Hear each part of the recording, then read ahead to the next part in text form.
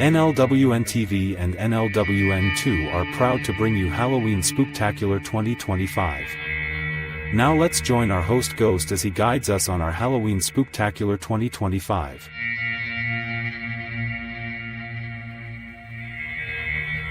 Hello, fiends. I will be happy to be your guide on our Halloween Spooktacular for 2025, where we will bring you some of the finest in Halloween-themed old-time radio programs from the golden days of radio. We will enjoy an inner Sanctum Mystery called A Corpse for Halloween, followed by the all-time classic Halloween radio program by the Mercury Theater of the Air and their production of War of the Worlds. But first, we'll start things off with the Chase and Sanborn program starring Edgar, Bergen, and Charlie McCarthy with their special guest, Orson Welles. Edgar Bergen was an American ventriloquist, comedian, actor, vaudevillian, and radio performer. He was best known for his characters Charlie McCarthy and Mortimer Snurd. Bergen pioneered modern-day ventriloquism and has been described by puppetry organization Unima as the quintessential ventriloquist of the 20th century. His first performances were in vaudeville. He worked in one-reel movie shorts, but his real success was on the radio. He and Charlie were seen at a New York party by Elsa Maxwell for Noel Coward, who recommended them for an engagement at the famous Rainbow Room. It was there that two producers saw Bergen and Charlie perform. They then recommended them for a guest appearance on Rudy Valley's program. Their initial appearance on December 17, 1936, was so successful that the following year they were given regular cast roles as part of the Chase and Sanborn Hour. The popularity of a ventriloquist on radio, when one could see neither the dummies nor Bergen's skill, surprised and puzzled many critics then and now.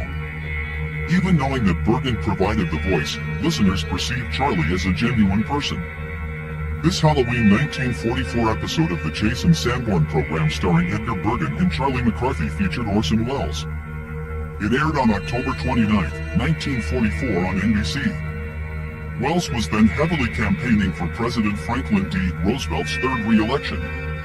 Election day was the following week. So now, the Chase and Sanborn program with Edgar Bergen and Charlie McCarthy.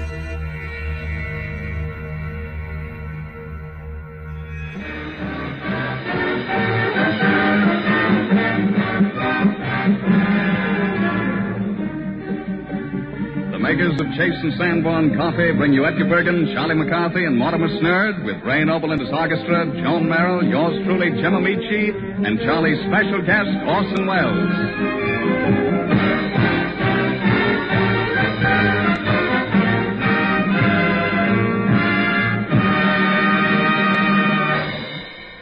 And now we have a song by that lovely, vivacious, charming personality, none other than... Your obedient servant, Orson Welles. You may applaud if you care to.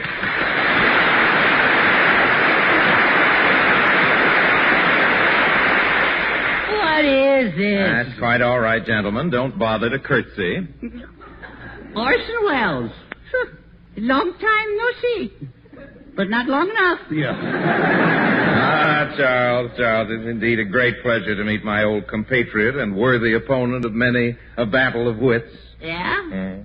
Gee, do you mean that, or is this a booby trap? Yeah, Charles, I really mean it. Well, that's nice, gentlemen. Then we should have a very pleasant reunion this evening. Oh, I'm sorry, Edgar, but I must hurry off to give a very important lecture at the museum tonight. You give a lecture at the museum? Yes. I'll have you know I have brains. I'm not just a pretty face. No, you're not, no. Charlie, let's attend Orson's lecture tonight. Yeah, that has possibilities, yeah. I doubt if you can find me. I'll be on the third floor among the anthropoid apes. Well, wear your hat so we'll know you. Yuck, yuck, yuck. We have very funny lines here tonight, don't you? Yeah. Please, stick to the script, Orson. Maybe you can't read. Oh, no. Well, I shall prove it. I shall prove it by doing a reading as only Orson Welles can do it. Would you like to hear a soliloquy from Hamlet or a speech from Julius Caesar? I'd like to hear a song from Joan Merrill. Oh, that's nice of you, Charlie. I'll be glad to sing for you. You mean I don't give my reading? No. Very well. May I say it was nice being among friends, even though they weren't mine. Goodbye.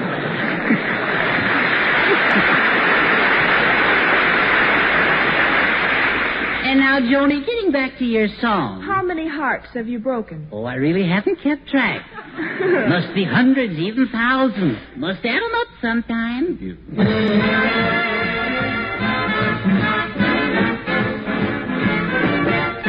How many hearts have you broken with those great big beautiful eyes? Those great big beautiful eyes that tell such beautiful lies. How many times have you kissed somebody like you kissed me just then? I don't believe you mean it, but baby, kiss me again. How many hearts have you stranded on the dreamy road to romance? Baby, I'll take a chance. I need some lovin'. I just can't resist you, even though I'm wise. To how many hearts you have broken with those great big beautiful eyes.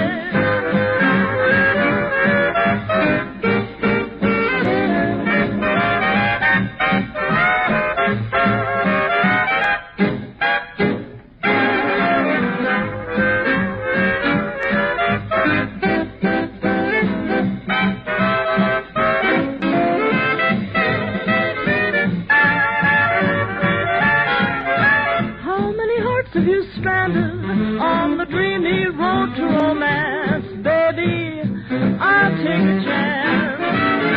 I need some lovin', just can't resist you, even though I'm wise. To how many hearts you have broken with those great big beautiful eyes.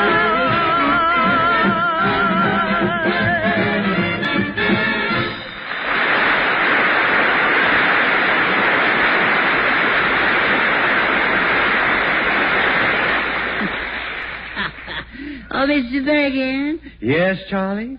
You know, it's getting mighty close to Halloween time now. Yes. And I was wondering what you were going to do to make my Halloween a happy one. I see.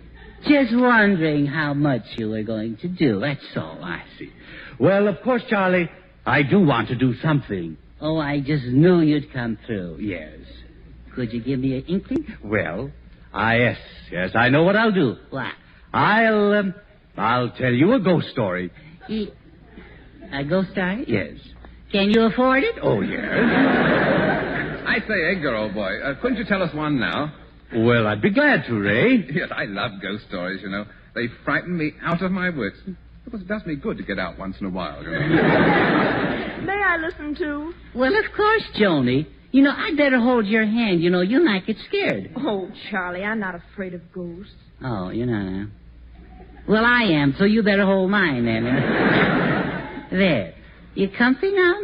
Comfy, yeah? Oh. Now, first of all, do you folks believe in ghosts? I hardly believe in people. All right. Well, you believe this one because it's not only a ghost story, but it's an actual experience. They all start that way. This one is an actual experience. Tell it, don't sell it. All right. You'll find this story very fascinating. Well, hold everything while I put on my fascinator. Yes, all right. To begin with, a friend of mine named Joe Franklin bought an old 8-room house in Hoosick Falls, which is a small town in upper New York. How far is Hoosick Falls? From where? Thank you. Doesn't seem like the right answer. No. Well, anyway, my friend bought this old 8-room house. Was it a 2-story? No, it's a ghost story. All right. As a matter of fact, Joan, it was a 2-story house. But the upstairs was never used. Why? Because there was a rumor that it was haunted. It was, huh? Yes. It was what? Haunted. Inhabited by ghosts. Yeah, but look, didn't Joe Hoosick know that before he bought the place? Well, yeah. Well, no, Ray, his name is Joe Franklin, and the house is in Hoosick Falls. I see. Yeah. Well, you want to watch that, Edgar? Yes, I will. Yes. You may. Well, no, he's really sharp. Yes, yeah. Did Joe Falls know that when Hoosick was haunted? Oh, now, please. The name is Franklin, and the house was in Hoosick Falls. Well, don't get sore. It was an 8-story, 2-room house. No. But you mean it was an 8-house, 2-story room? Yeah, no. Sounds very unlikely. Yes. Anybody live in it? Well, of course. Hoosick lived downstairs. Now, wait And a raised minute. goats upstairs. I got that Wait a one. minute. Who lived in what? Mr. Poughkeepsie lived in Schenectady. Oh, now stop it, Charlie. Now, if you don't want to hear this story, say so. So. No.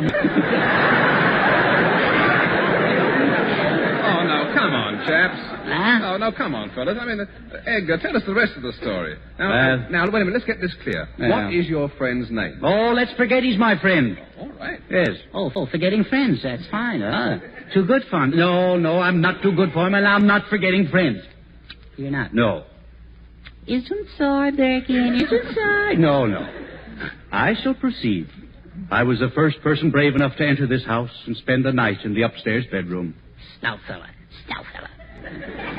The man has good gumption. Fooled you, didn't I? Yes. Boldly I walked up the stairs and bravely I entered the room. And then you fainted. No, I didn't. At the stroke of midnight I heard peculiar noises, as if someone were tapping on the walls. And I heard footsteps on the ceiling. Where? Snootful, huh? No. First I thought the noise was a ghost. And then I thought it wasn't. And then I thought it was. Well, this is no time for shilly-shallying. Either it was or it wasn't. Let's face it. Then all of a sudden a white figure seemed to be moving around the room. Moving around without a head. I say, that's quite a coincidence, old boy. It really is. Yes, the other day, there was something running around my room without any legs. No. Yes. What was it? Water, old boy. Water.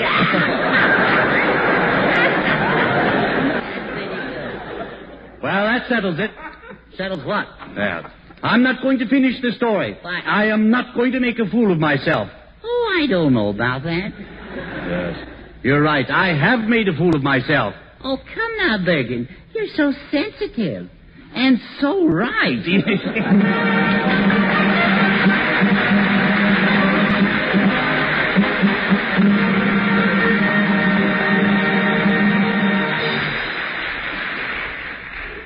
The crowning pleasure of the table, with meals, of course, is your coffee.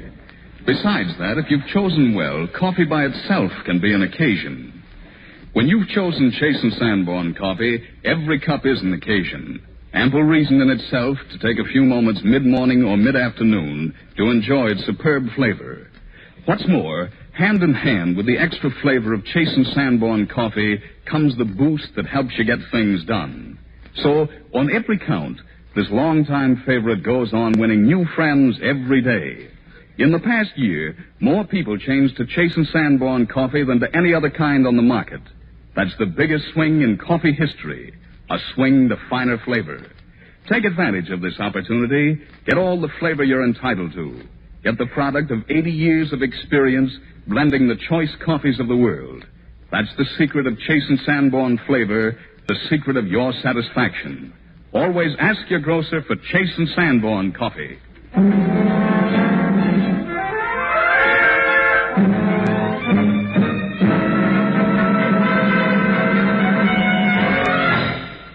Oh, Jim, Ray. Yes, Edgar. Yeah, I want you to both keep Tuesday night open. I've decided to give Charlie a Halloween party and surprise him. Why, certainly, Edgar. I'll be glad to come. Yes, me too. I say it sounds awfully jolly. Are we going to play games? Yes, and I also want you to wear costumes. Oh, fine. I'll wear my dark brown suit, put a lump of sugar behind each ear, pour cream on my head, and come as a cup of Chase and Sanborn coffee. No. And I'm going to put a candle in my mouth and come as a Johnny lamp. Yeah, a Johnny Lamb. Yeah, Johnny lamp, yeah. No, you mean a jack-o'-lantern.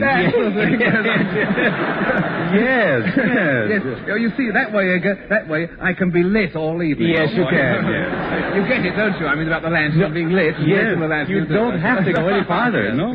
Who else is coming, Edgar? Well, I've invited everybody. Joan Merrill and, I almost forgot. Where's Mortimer? Mortimer!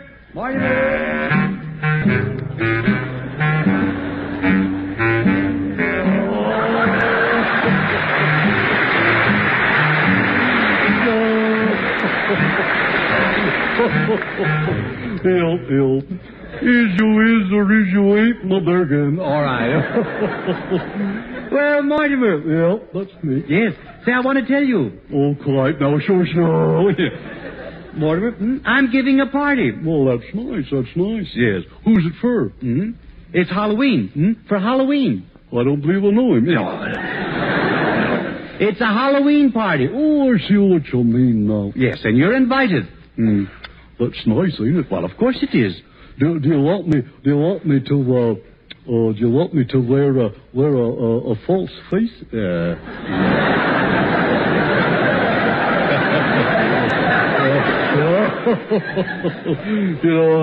No. I don't think you'll need one. No. You're just flattering me. No, I'm not. Then we shall expect you. I say then we'll expect you. Expect me to what? To be at the party. Oh, yeah, I think so. I'll be there if I can get time off from a job. You see, I got a job. You have a job? Yep, that's the way it goes, How to do? Dang. What kind of work are you doing? I say, what kind of work are you doing? Well, I go to work,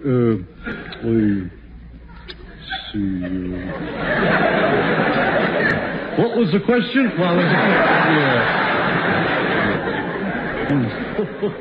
What kind of work are you doing? Well, what do you call a fellow that washes a window? That washes a window? Yeah, you call him, a window washer? That's Well, is that what you do? Yeah, that's what I do. Well, hanging on the outside of those buildings doesn't seem like a very good job. Yeah, well, it keeps me off the streets. Yes, it does. I hope. That's pretty good. Yeah. Martin, how long does it take you to wash your window? I say, how long does it take you to wash your window? Well, there's, that, of course, depends on. Yeah. On what? Well, on what's going on inside the window. Yeah. Do you get paid by the window? I say, do you get paid by the window? No. You get paid by the boss. By the boss, yeah. Mortimer, how can you be so stupid? Well, I get plenty of sleep and good exercise.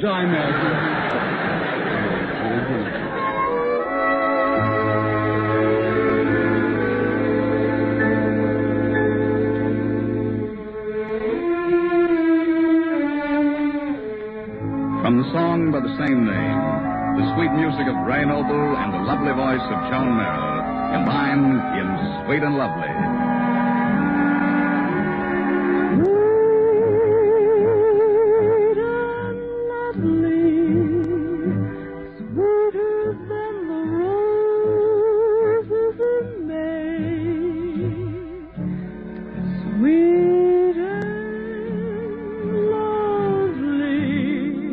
Heaven must have sent him my way.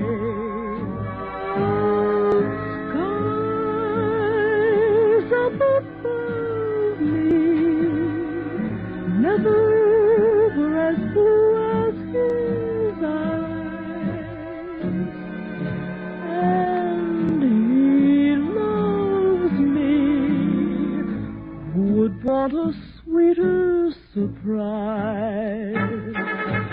When he nestles in my arms so tenderly, there's a thrill that words cannot express. In my heart a song of love is taunting me, melody haunting me.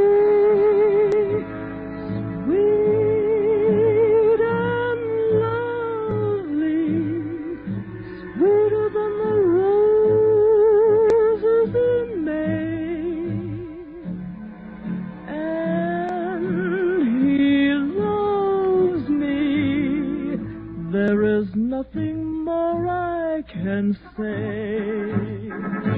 when he nestles in my arms so tenderly. There's a thrill that words cannot express.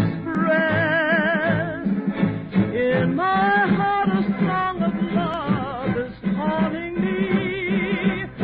Melody haunting me.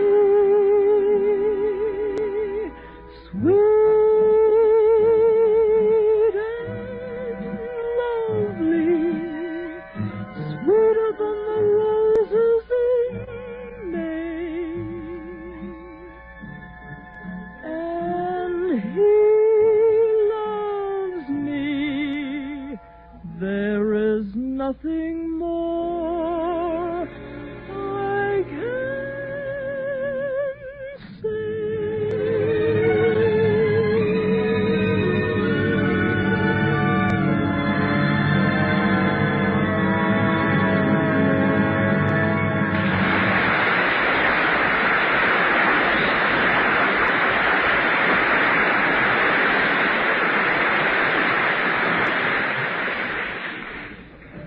This is it, fellas. Sure, this is it. And here's the entrance right here. Yes, but are you sure Mr. Wells is here? Well, it says Museum of History. Come on, let's go in, huh? All right. Well, you know, fellas, this should be interesting. I hope it's free. Right this way, gentlemen. Buy your tickets here. Buy your tickets Oh, you gotta here. buy Step tickets, right up. I see. Yeah, Ray, you and Charlie go ahead. I got a stone in my shoe. Oh, come on, Bergen. He always pulls that near a box office. I say, how much are they? 25 cents, children 10 cents, babes in arms free. No, you don't, Bergen. Put me down. All right. Put me down. That'll be 60 cents, bud. But yes, 60 cents. Yes. But my name is Edgar Bergen. Sorry, bud, all people have names. Yeah. All right, here's your money. Here's your tickets. Thanks, suckers. I'm certainly going to report that smart aleck. Here you are, folks. Get your programs. You can't tell a chattering baboon from your mother-in-law without a program. Why, Orson, I thought you were giving a lecture here. What are you doing with that guide coat on?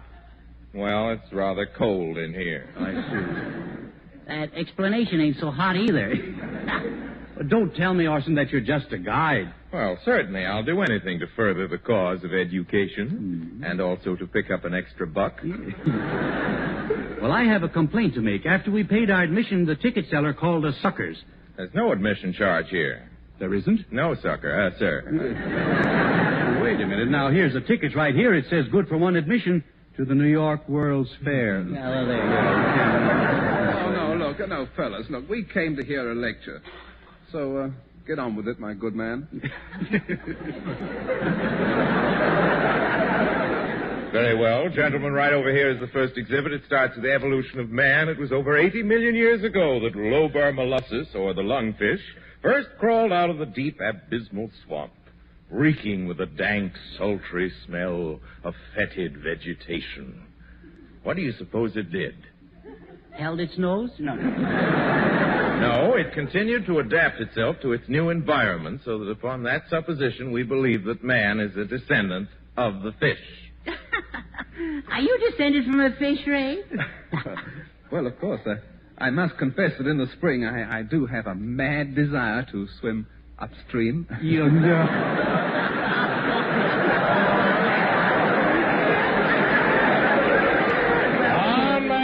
We have the Mastodoni, the Triceratops, and the Monoclonias. Leaving on track, too.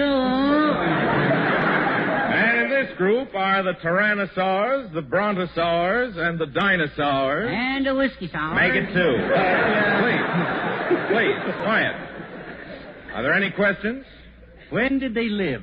Well, they were here as recently as 15 million years ago. Oh, that's a shame. We just missed them. I say, was this fossil a man-killing beast? No, this was a docile fossil. Here. And stop feeding it peanuts. Can't you see it's only a skeleton? I know, old chap. I was only feeding him the shells. Well, in that case. Now, let's all get back to the Miocene age. You go. I'll wait here. This period goes way back when old faithful Geyser was just a little squirt. or even before the Dead Sea took sick. Isn't that keen? I made that up myself. Yeah. I did. Yeah. Orson, you're forcing. Let's see now. Where was I? Yeah. Something interesting. Something very interesting. Oh, yes, I was talking about myself. Yeah. Are there any questions? How can we get our money back? Now, if you'll step a little closer, we want to keep the sidewalk clear. I'd like to give you a scientific demonstration of the little marble potato peeler. No, I'm sorry. That's another lecture I have. It's quite a different subject now. Say, what is that skeleton? Well, it's the duck-billed dinosaur, or trachodon. Well, make up your mind. Which one is it? Well, it's one and the same. Oh. You know, there are some people who actually don't know the difference between a stegosaurus from a brontosaurus. They just don't. Oh, heavens. Let's have nothing to do with them. Are there any questions? Yes. Where can we get another guide? Quiet. A good point. Now, over here we have the Hall of Living Mammals. Well, where are the pebbles? Home with the kittles. Oh. Now, shut up. Now we come to the paleontologic exhibit. Here's the Neanderthal or Homo neanderthalensis. They hardly got in, did they? What does that mean? The Homo neanderthalensis? Yes. Yes. Well, darned if I know, but doesn't it sound impressive? Yes, it does. Now, according to the genealogist, there was the trineal man, or Pithecanthropus, followed by the Piltdown man, or Eoanthropus ventriloquus burgoni. Yes. Would you mind dragging that past again in low gear? Quiet, please. You're so noisy I can't hear what I'm saying. You're not missing a thing. Now, in this case here, we have the perfect example of the pre-Neanderthal man, or missing link. Yeah, but, Professor... Notice the expressionless eyes, the receding forehead, and the flat cranium. Yes, but, Professor... It's the most illiterate face I ever looked at. I got a TL for you. You're looking in a mirror. Yeah.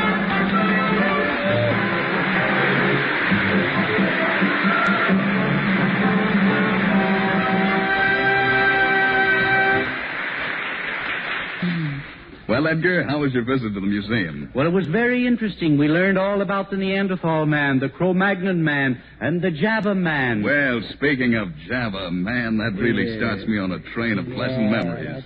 Of good food, good company, and your own good pleasure at sight of a cup and saucer.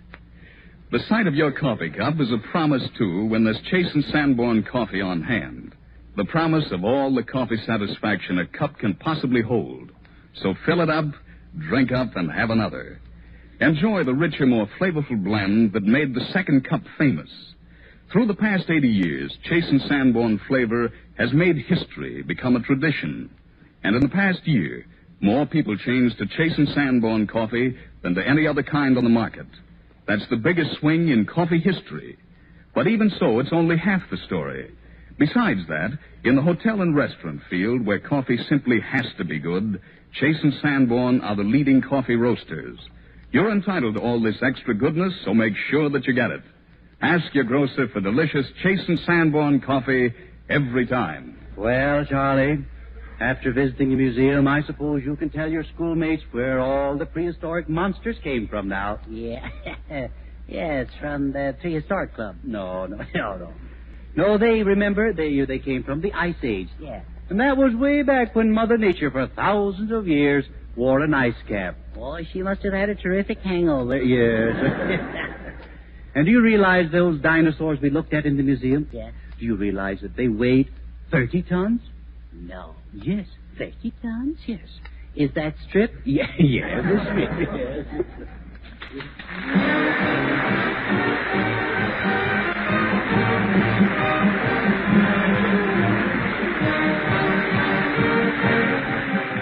Be with us again next week when Edgar Bergen, Charlie McCarthy, Effie Clinker, Orson Welles, Joan Merrill, Ray Noble, and all of us will be on hand. And Charlie will take over tips on models with that famous authority on the subject, Mr. John Powers. This week, when you're buying coffee, think of us and ask for Chase and Sanborn coffee. Coffee made to serve in times like these. This is Jim Amici saying good night from New York's Radio City.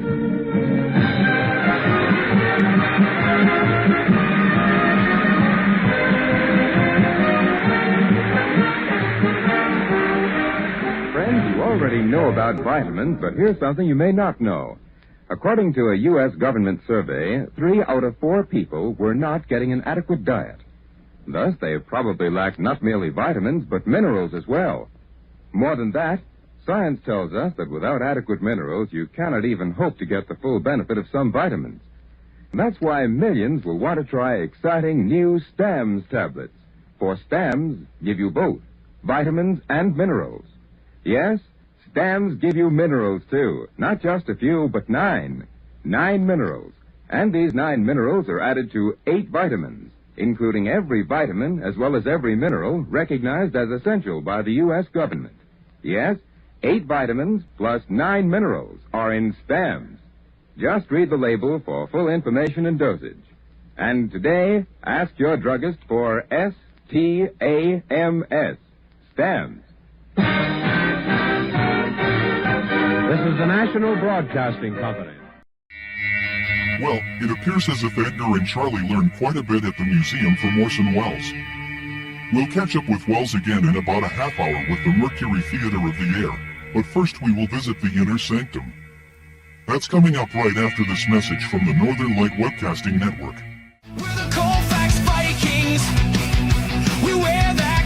NLWN-2 is proud to present Colfax High School boys basketball.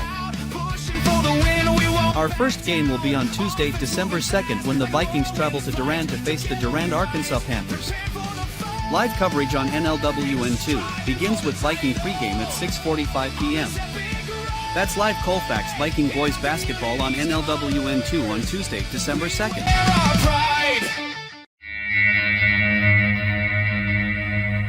As we wander through this Halloween night, our next stop is at the Inner Sanctum. Inner Sanctum Mysteries aired from January 7th, 1941 to October 5th, 1952. It was created by producer Hyman Brown and was based on the imprint given to the mystery novels of Simon & Schuster. Although the imprint Inner Sanctum also included serious drama and romance, for the most part it was associated with mysteries. On January 7th, 1941, the Inner Sanctum radio program premiered, the name licensed by Simon & Schuster on condition that at the end of each broadcast the announcer would promote the latest book title published in the series. The series featured stories of mystery, terror, and suspense, and its tongue-in-cheek introductions were in sharp contrast to shows like Suspense and The Whistler. The early 1940s programs opened with Raymond Edward Johnson introducing himself as your host, Raymond, in a mockingly sardonic voice. A spooky melodramatic organ score punctuated Raymond's many morbid jokes and playful puns. The program's familiar and famed audio trademark was the eerie creaking door which opened and closed the broadcasts. Hyman Brown got the idea from a door in the basement that squeaked like hell. The door sound was actually made by a rusty desk chair. The program did originally intend to use a door, but on its first use, the door did not creak. Undaunted, Brown grabbed a nearby chair, sat in it and turned, causing a hair-raising squeak. Tonight's episode, A Corpse for Halloween, was originally aired on October 31st, 1949. Now let's pass through the creaking door into the Inner Sanctum.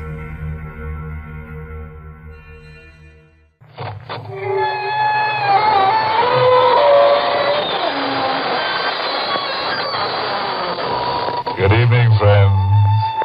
This is your host to welcome you through the creaking door into the Inner Sanctum. Come on in. One prankish little fellow, whom we shall call Maniac, for lack of a stronger word, just set fire to the walls. He said a closed room made him feel confined. As a result, 4 other characters are slightly burned up now.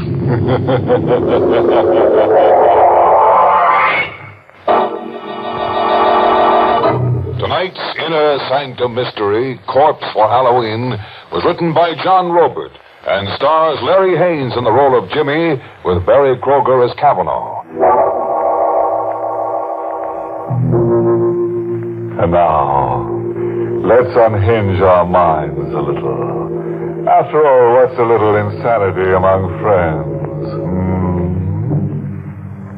Tonight's story dramatizes the fanatical hold of memory. The one scene, the one fragment that plays and replays over and over again in your mind. The one terror that's with you when you dine and when you walk and when you sleep.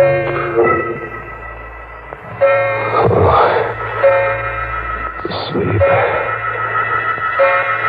Who can sleep? I'm here in the 35-cent flop, but I'm in the Burma jungle. Watching a scene that never gets stale, even though it's 5 years old.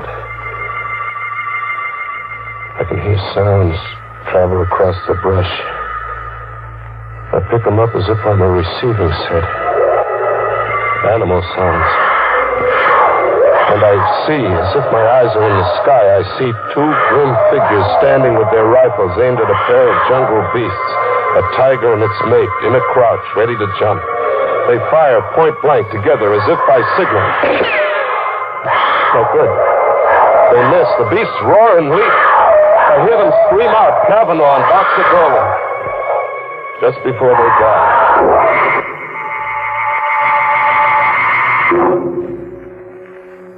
5 years. And you've been everywhere trying to forget. And you almost do forget. But it edges right back into your mind by itself. Like when a guy suddenly sneaks up on you in the night. Do you have a match? What? Do you have a match? Oh, yeah, sure. You popped up on me so suddenly. You're a nervous man. Thank you. I have a parcel with me. For you. For me? What, are you kidding? No. I have a parcel for you. Here, take it. Wait a minute. Hey, wait! But he's gone. Just the way he came. As if he's a chip off my sanity. As if there'd been nobody. But there is a package left with me. The mind doesn't dream up a package. A cardboard box, heavy kind of. And tissue, lots of tissue around something that had the feel of a head. It is a head. The stuffed head of a jungle tiger. Its mouth fixed in the snarl that sends the blood hammering to my head. Doesn't make sense. No good figuring it out. Toss it into the river, box and all, and get away. Get among the people. Yeah, Rocco's. Go to Rocco's. Get the jukebox going and slip into a fog. Coffee, Rocco. Jimmy, I got something for you. For me, Rocco? A package. A guy come in before and leaves a package for you. See? With Jimmy Fox. Your name on it. My name? My name's Jimmy Scott. You know that. Scott, yes, but the man says your name is also Jimmy Fox. He says he knows. He knows? I took the package outside into the night, into an alleyway. Another cardboard box, heavy. And tissue, lots of tissue around something that had the feel of a head. It was a head, but not a tiger's this time. It was a human skull. It shone with a hard white light where the moon touched it. And then it seemed to speak. You have a match? What? You're being an idiot. It isn't the skull talking to you, it's me. You? Where are you? I'm behind you. I don't see you. Because you're afraid to. See me now? Yeah. A black suit and a face grinning at me like a laughing mask. It is a laughing mask. Well, why are you wearing a mask? Why not? Tonight's Halloween. Halloween? Sure. Halloween. Not everybody plays jokes. Oh, gosh, I should have remembered it was Halloween. Can you identify the skull? Identify? Look, what kind of a gag are you trying to... Suppose I give you an hour to identify the skull. It's 8 now. Until 9 o'clock then, Jimmy. Wait. Hey, wait. He was gone again. As if there'd been nobody. Just another big chip off my sanity. I really had to get away from myself now. I hit the back streets, and then somewhere a big neon sign across a tenement pulled me off the sidewalk. It read, the Tillery Street Boys Neighborhood Association. Halloween costume ball. Public invited. A girl in a booth, masked like a witch, stopped me at the door. Mask, mister? Mask. Oh, sure. Give me one. Black, green, yellow, or purple? What's your favorite color? Yellow. Here you are. 50 cents. There you are. Oh, Oh, what? just a description left with me. I'd almost forgotten. Are you Jimmy Fox? Suppose I was Jimmy Fox. What about it? This grocery bag was left here for you. A man told me to tell you. You forgot it somewhere. And he said that he'd meet you one place or another later. Here, take it. By the shape of it, I'd say you had a Halloween pumpkin inside.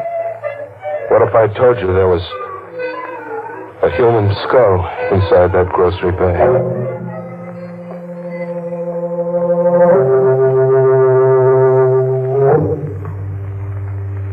He'd meet me one place or another. He did. He was under a street lamp, waiting for me to happen along. Hello, Jimmy. Have you dared to call the skull by name yet? Or must I? Look, that gag isn't paying off, mister. All right, go ahead, you call it by name. Dolan. Boxer Dolan, remember him? I never knew the guy. You no doubt got me confused. Have I, Jimmy? You've changed your appearance cleverly, except for one thing disguise could never conceal. One thing? Your guilt. You wear it like a badge of shame. Oh, what am I guilty of? Murder. 2 men left an encampment in the Burma jungle just before dawn. 2 men. Boxer Dolan and Kavanaugh. A 3rd man remained behind. He played sick, pretended to have fever. The 3rd man was you, Jimmy. Must I tell you the rest? Tell me the rest. Dolan and Kavanaugh carried rifles in the event of a jungle encounter. There was a jungle encounter, a tiger and its mate. An emergency, but an easy one to resolve for 2 expert hunters. Just 1 shot apiece, and there'd be 2 more dead tigers. Just 1 shot apiece. They had their 1 shot apiece. But the tigers didn't drop dead in their tracks. Instead, Boxer Dolan and Kavanaugh dropped. Ask me what happened, Jimmy. What happened?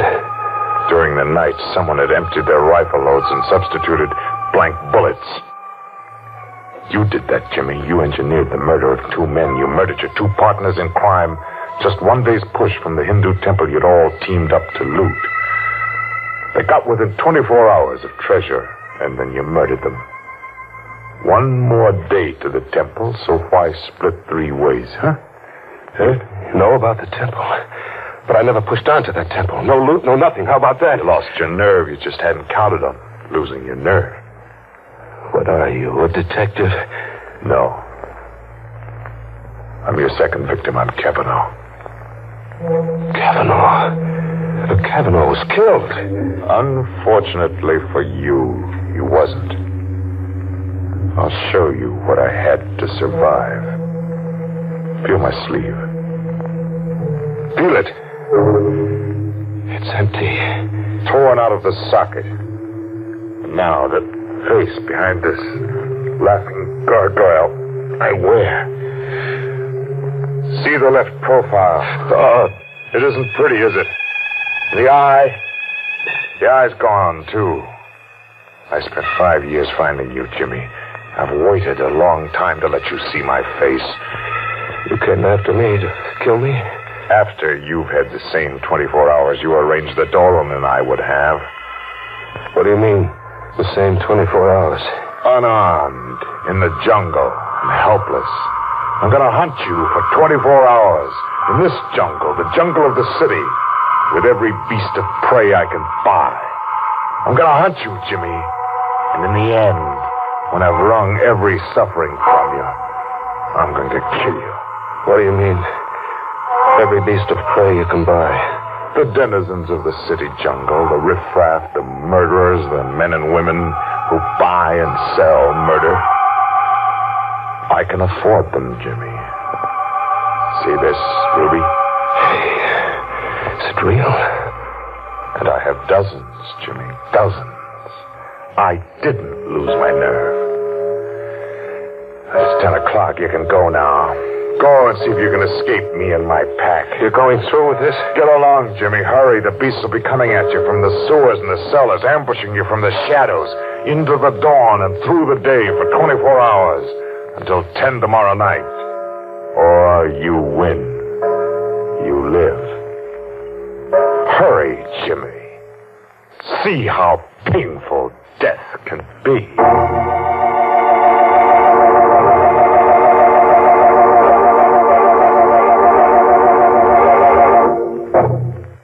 That Kavanaugh's one fella I never want to hunt me up. No, sir. That guy slays for creeps. 24 hours. Kavanaugh's got 24 hours to kill, and Jimmy has just enough time to die. Yes, you know, Jimmy might win out over Kavanaugh, now that he's got an extra skull to go with the one he's stuck with. After all, 2 heads are better than 1. Let's live out the terror now, shall we? An animal game of murder for 24 hours. I was to be hunted down in a jungle where human beasts came at you from the sewers and cellars, where killers in the hire of a homicidal lunatic lay in ambush. But I had to win. I had to save myself. I had to. Hide.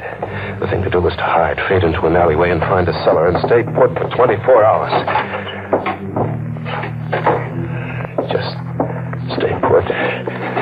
With the sickening reek of the garbage cans until 10 tomorrow night. Was I alone? Movement. There was a whispering movement somewhere in the cellar. A faint rattle of ash cans, as if the wind was rattling them. Wind in an airtight cellar. Hello? Anybody there? No answer. I'd been imagining. But then something winged at me, goring into my shoulder, sharp and deadly like a knife.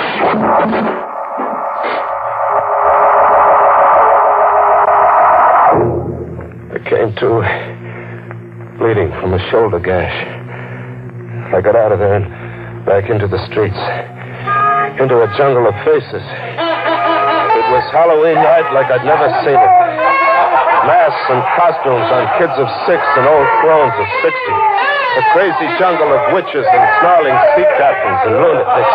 They couldn't all be in the hire of Kavanaugh. And then, where a fence was plastered with circus posters of jungle animals, a zany-looking guy was shooting from the hip at the poster while making menacing faces like a bad man. I caught a whiff of powder in the night air. The shot had burned into the poster. I crept up behind him.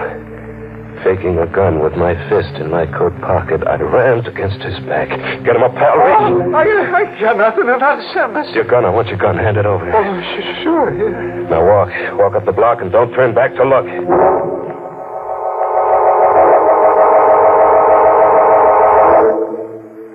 I had a gun now, and the tables were turned.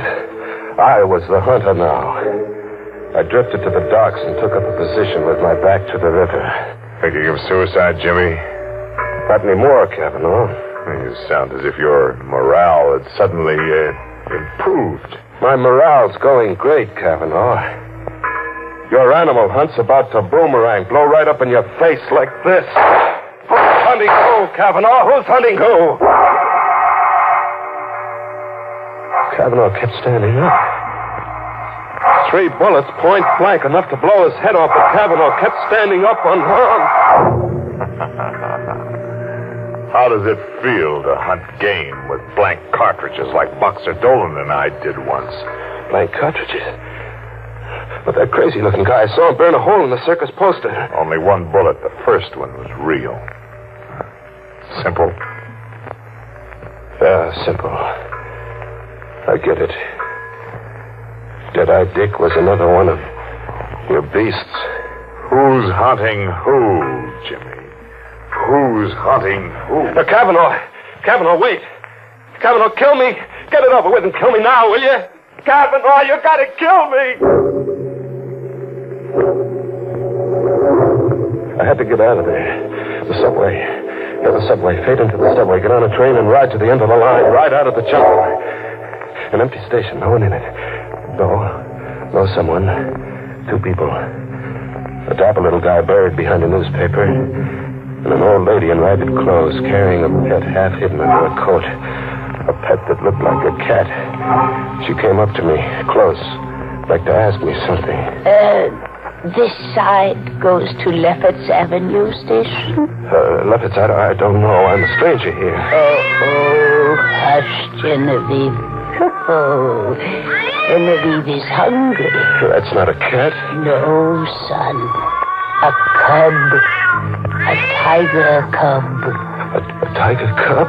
Would you like to stroke Genevieve? No. Don't run away, son. Genevieve won't hurt.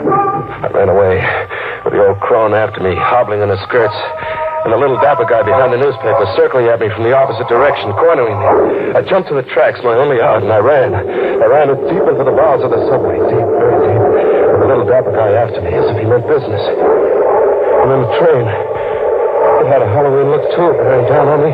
An iron face with banjo eyes. I ran against the wall and flattened out. The train flashed past, and the dapper little guy screamed.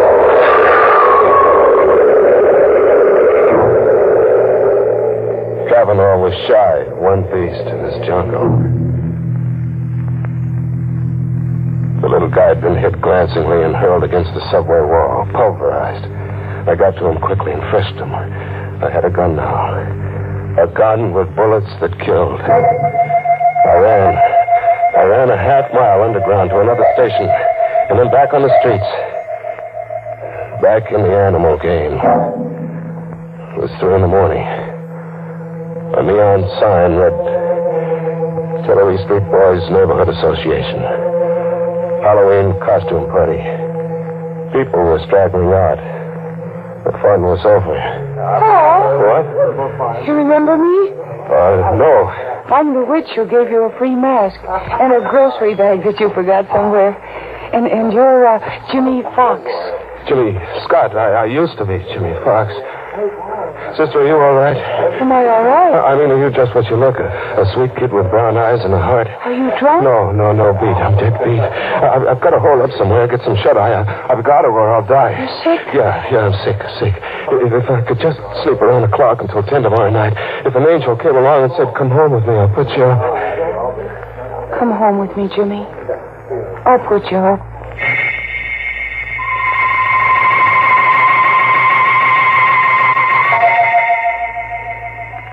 I fell asleep on the sofa with the gun under my pillow and the girl on a chair watching me anxiously. I had a friend.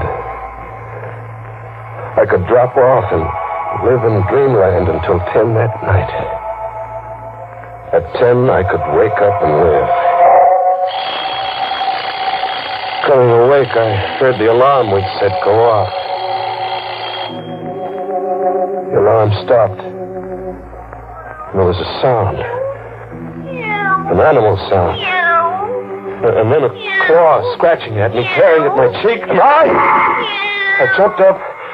The girl was gone. A guy was sitting watching me now. A skinny kid with a heavy shock of hair, not a day over 21. Oh, that's a lousy way to have to wake up from a sleep, pal. Lousy way. There was an animal clawing at me. My cheek's bleeding. Genevieve, she isn't housebroken. Still a little wild. You should have seen her dash for the kitchen when you let out a scream just now. Genevieve. Who are you? You're Jimmy Fox, huh? Yeah. I got something for you. For me? Yeah, it was given to me to give to you. Here. A ruby. Hey, wait a minute, look. It's 10 o'clock. I set the alarm for 10, and it's 10. Well, it's only a quarter hour. That clock's always 15 minutes ahead. Now the game's over. It's 10, and you can't cheat. I've won, Kavanaugh. You can't go back on your promise, Kavanaugh. You can't. What are you trying to get over, pal? I don't I've won. You can't cheat. I won't be tricked. A gun. Pal, you're crazy. Here, wait, look. Oh! You're crazy. It's 10, and I won't be tricked, Kavanaugh. I've won.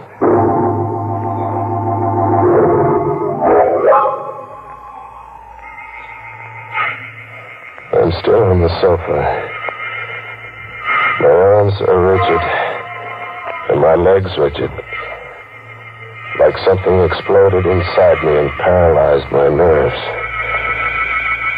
I can just look and hear. She's in the room now. A girl with a sweet face and brown eyes. Only her eyes are red, swollen from crying. I hear her talking to a cop. He's taking down what she said. He was a stray. He was like a sick dog in the street. So I picked him up and brought him home. Yes, why did he kill your brother, Buddy? I don't know. I was taking a shower, and I heard him scream like a crazy man. I heard him talk all mixed up. But I was taking a shower, and I couldn't get here in time. There must be something you can tell me, miss. Oh, officer, everything is so mixed up. At the Tillery Street costume ball, a man gave me a cat with tiger stripes, and he begged me to keep it for him for a while until he found a new home for it. He'd been evicted, he said. Yes? Well, then, in the all-night restaurant my brother works in, a man gave Buddy a ruby to give to Jimmy Fox. When he woke up, he told my brother the ruby belonged to Jimmy Fox. This piece of glass? Yes. That's something off the Woolworth Time counter. What else? That's all. Really, that's all. I watch and I hear. I see through Kavanaugh's trick. Get me crazy, so I'll murder a stranger who called himself Buddy. The brother of a girl with brown eyes and a heart. Flame me, so I'll just want to die. Through weeks of a murder trial and months in the death house and 4 minutes in the death chair. I kept listening to them talk. The girl and the cop. Okay. We'll have to get the rest from Jimmy Fox there. Yeah, look at him. He's paralyzed with fright. I wonder what kind of a crazy Halloween story he's going to try to palm off on us when we get him talking. Captain Devereux speaking. McAvoy, send a police ambulance to 445 10th Street, apartment 3 rear. And McAvoy, see that a straitjacket's on that ambulance.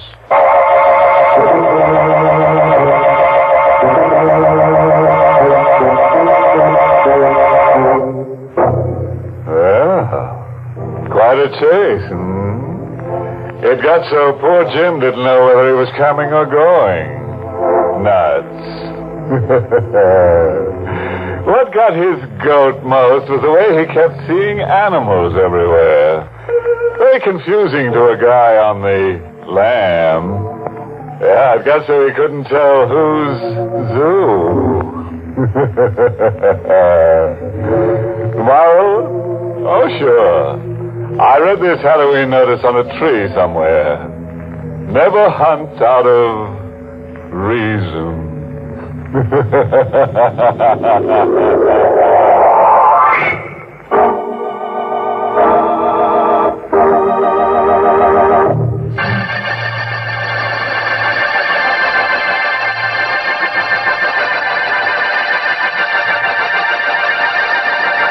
night. Pleasant dreams.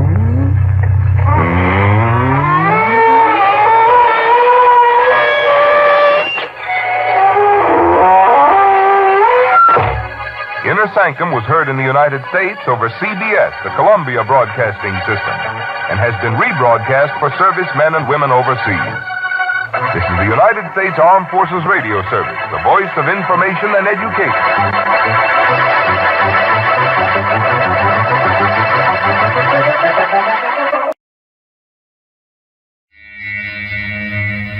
Wow!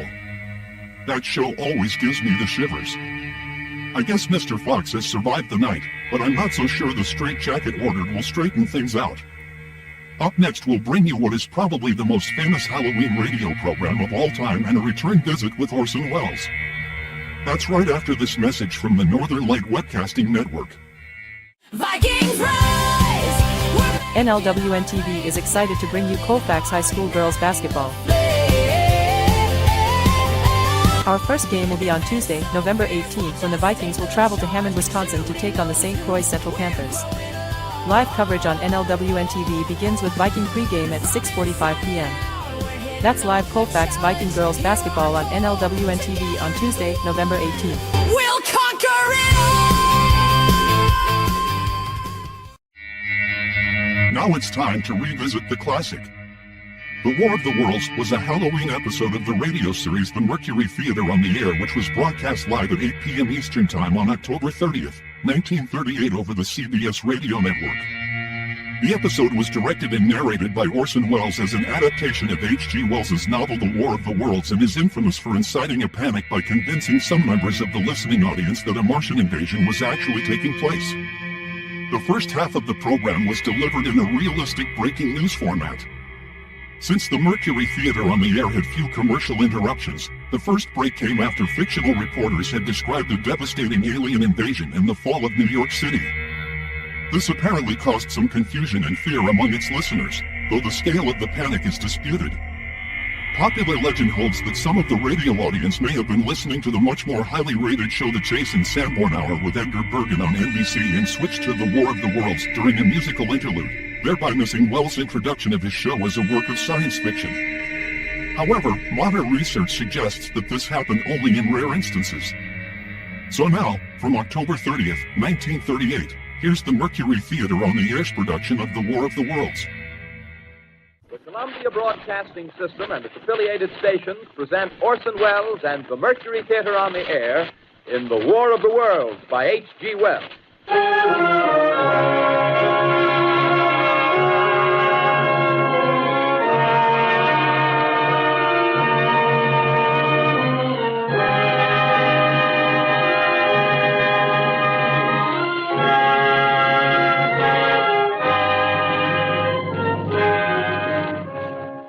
Ladies and gentlemen, the director of the Mercury Theater and star of these broadcasts, Orson Welles.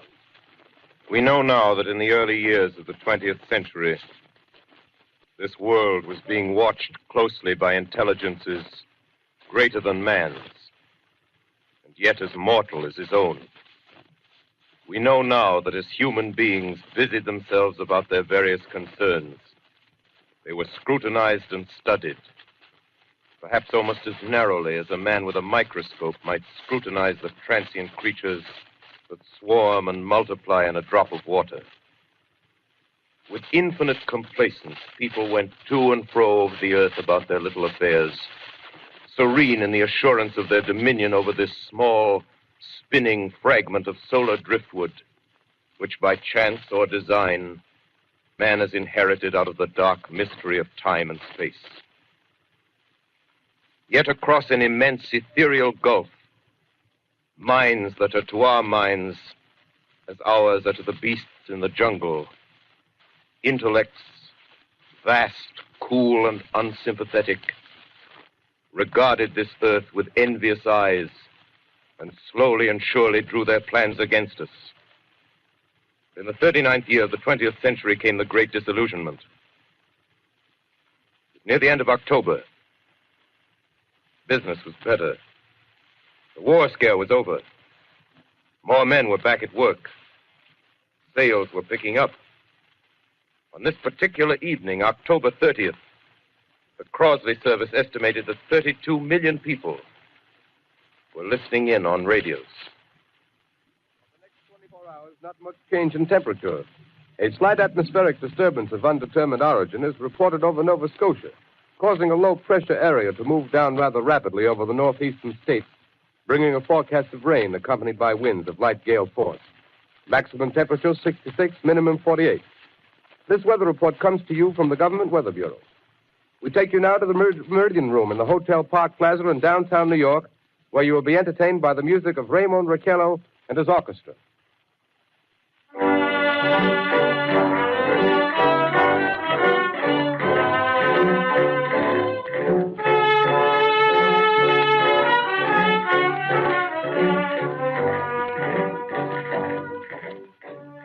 Good evening, ladies and gentlemen. From the Meridian Room in the Park Plaza Hotel in New York City, we bring you the music of Raymond Raquello and his orchestra. With a touch of the Spanish, Raymond Raquello leads off with La Capacita.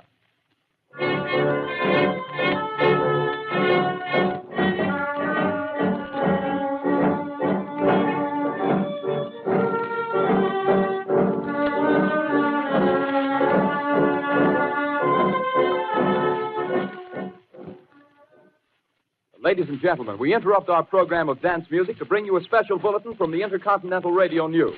At 20 minutes before 8 Central Time, Professor Farrell of the Mount Jennings Observatory, Chicago, Illinois, reports observing several explosions of incandescent gas occurring at regular intervals on the planet Mars. The spectroscope indicates the gas to be hydrogen and moving toward the Earth with enormous velocity. Professor Pearson of the observatory at Princeton confirms Farrell's observation and describes the phenomenon as, quote, like a jet of blue flame shot from a gun, unquote. We now return you to the music of Raymond Raquello, playing for you in the Meridian Room of the Park Plaza Hotel, situated in downtown New York.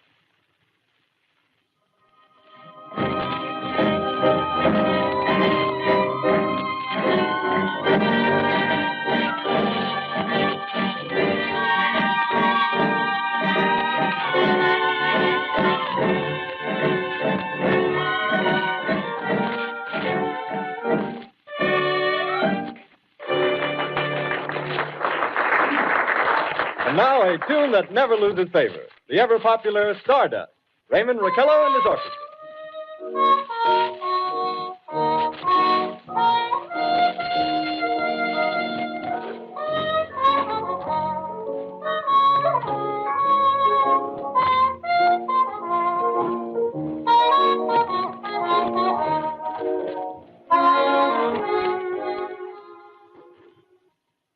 Ladies and gentlemen, following on the news given in our bulletin a moment ago, the Government Meteorological Bureau has requested the large observatories of the country to keep an astronomical watch on any further disturbances occurring on the planet Mars.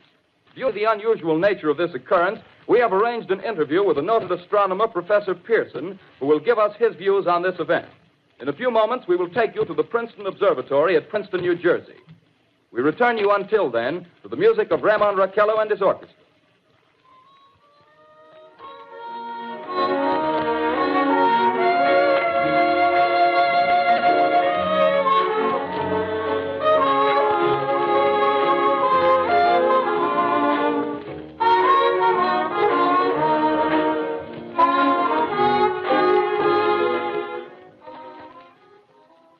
We are ready now to take you to the Princeton Observatory at Princeton, where Carl Phillips, our commentator, will interview Professor Richard Pearson, famous astronomer.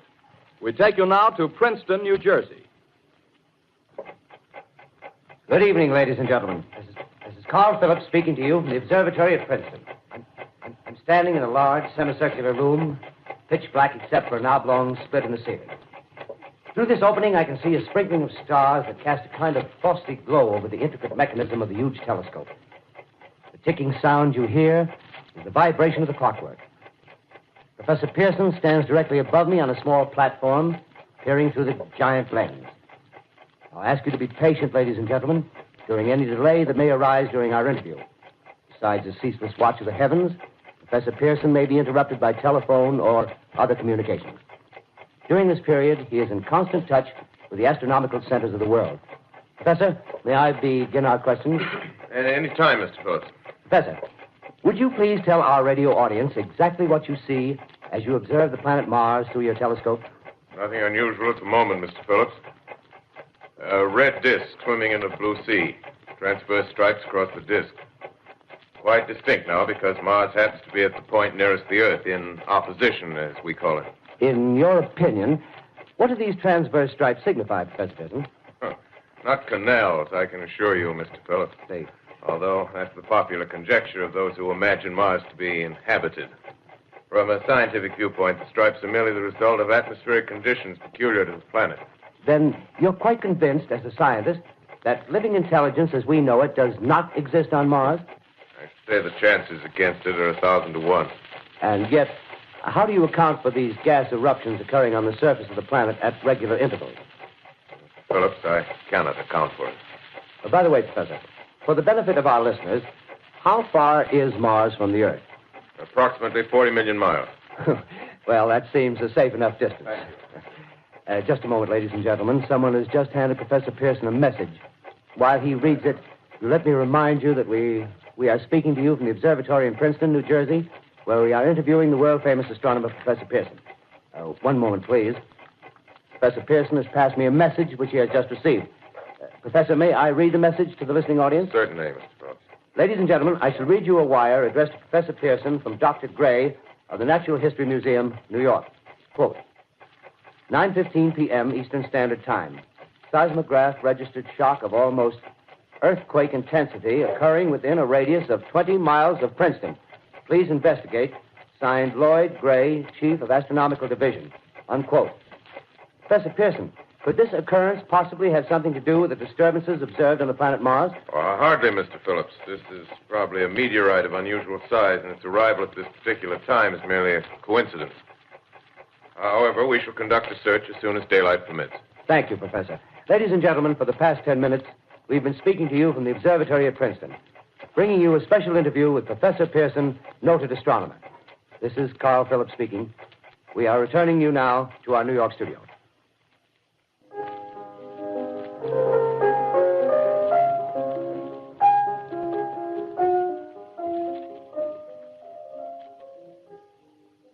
Ladies and gentlemen, here is the latest bulletin from the Intercontinental Radio News. Toronto, Canada. Professor Morse of Macmillan University reports observing a total of 3 explosions on the planet Mars between the hours of 7:45 p.m. and 9:20 p.m. Eastern Standard Time. This confirms earlier reports received from American observatories. Now, nearer home, comes a special bulletin from Trenton, New Jersey. It is reported that at 8:50 p.m., a huge flaming object, believed to be a meteorite, fell on a farm in the neighborhood of Grover's Mill, New Jersey, 22 miles from Trenton. The flash in the sky was visible within a radius of several hundred miles, and the noise of the impact was heard as far north as Elizabeth. We have dispatched a special mobile unit to the scene, and we'll have our commentator, Carl Phillips, give you a word picture of the scene as soon as he can reach there from Princeton. In the meantime, we take you to the Hotel Martinet in Brooklyn, where Bobby Millett and his orchestra are offering a program of dance music.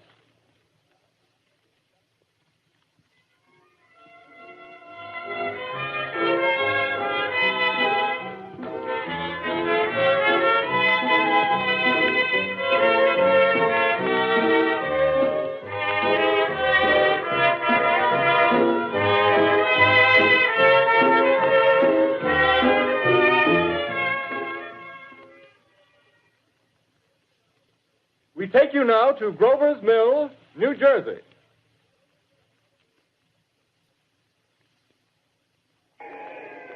Ladies and gentlemen, this is Carl Phillips again, out at the Wilmot Farm, Grover's Mill, New Jersey. Professor Pearson and myself made the 11 miles from Princeton in 10 minutes. Well, I hardly know where to begin. To paint for you a word picture of the strange scene before my eyes, like something out of a modern Arabian Nights.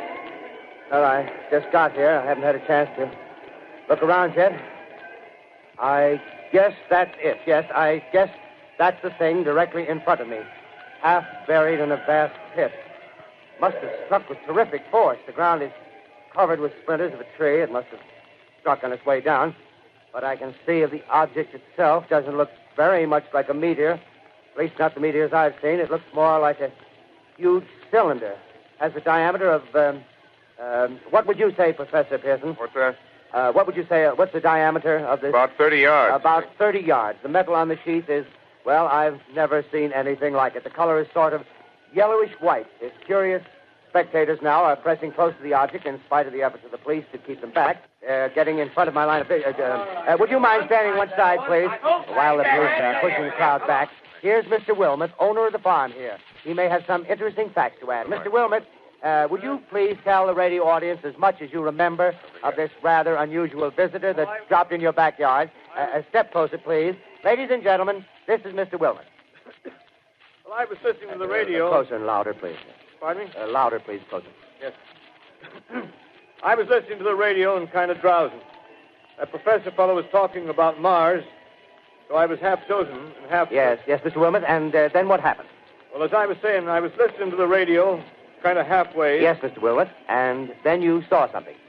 Well, not first off. I heard something. And what did you hear? A hissing sound like this. Kind of like a 4th of July rocket. Yes, then what?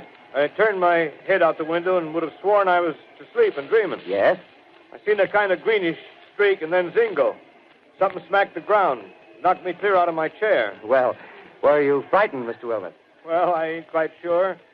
I reckon I was kind of riled. Well, thank you, Mr. Wilmot. Thank you very much. Yeah, you want me to tell No, that's some quite more? all right. That's plenty. Ladies and gentlemen, you've just heard Mr. Wilmot, owner of the farm where this thing has fallen.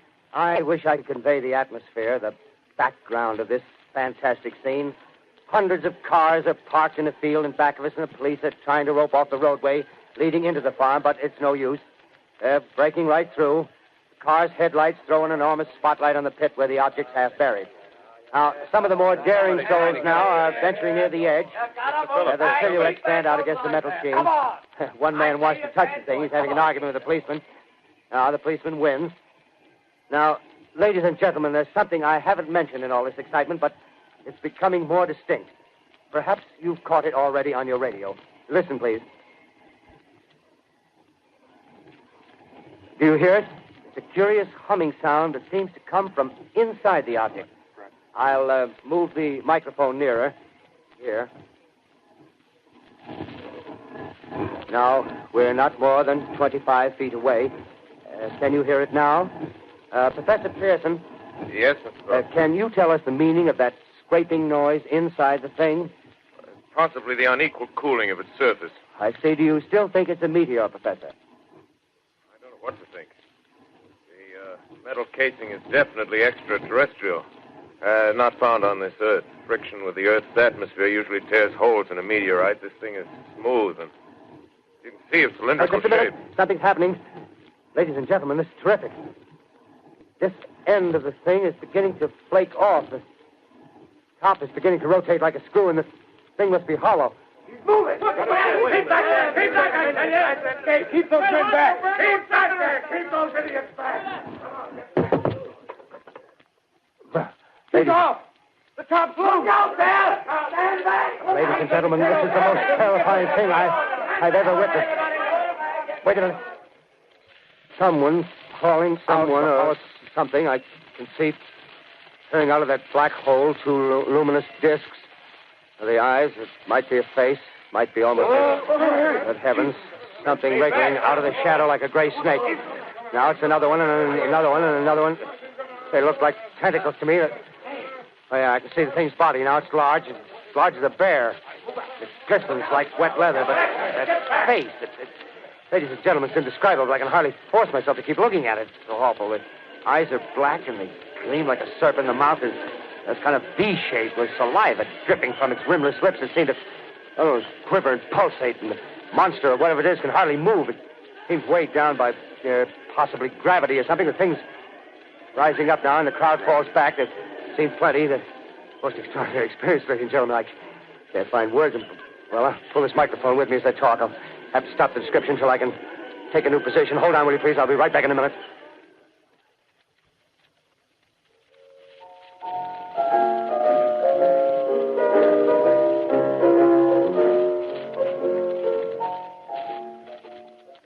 We are bringing you an eyewitness account of what's happening on the Wilmuth Farm, Grover's Mill, New Jersey.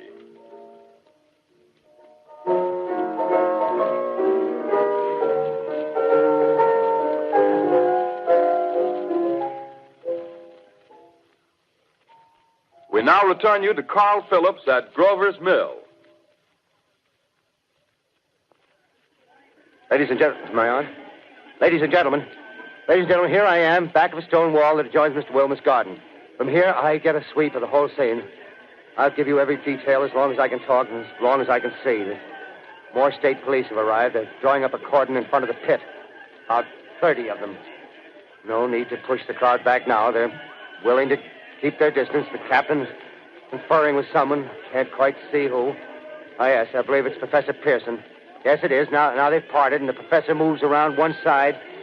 studying the object while the captain and two policemen advanced with something in their hands.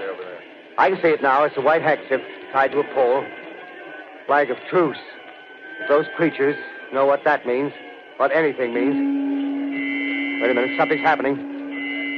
Humped shape is rising out of the pit. I can make out a small beam of light against a mirror. What's that? There's a jet of flame springing from the mirror, and it leaps right at the advancing men. It strikes them head on. Lord, they're turning into flames. Now the whole field's caught up by the woods, the barns, the gas tanks for the automobiles, spreading everywhere. It's coming this way now, about 20 yards to my right.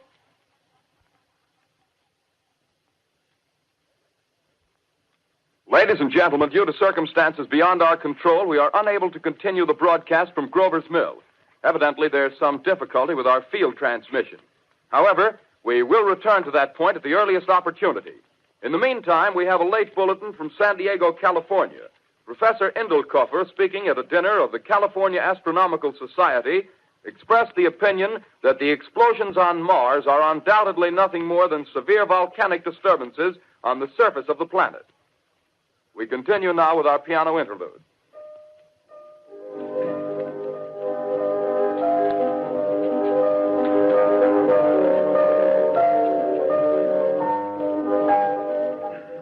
Ladies and gentlemen, I've just been handed a message that came in from Grover's Mill by telephone.